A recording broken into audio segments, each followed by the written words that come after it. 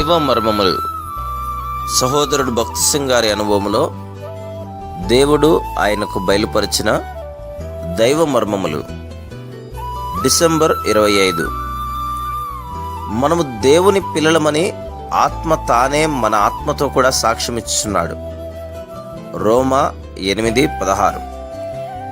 సాక్ష్యమిచ్చు ఆత్మ బహిరంగముగా సాక్ష్యమిచ్చుటకు ప్రభు సహాయపడును. పరలోకములో మనకున్న స్వాస్థ్యమును గూర్చి మనకు తెలియజేసి అందులో ఎట్లు పాలు పొందవలనో ఆత్మ ద్వారా మనకు బోధించును. క్రీస్తుతో కూడా మహిమ పొందుటకు ఆయనతో శ్రమపడినేలా క్రీస్తుతోడి వారసులము. రోమా 8:17.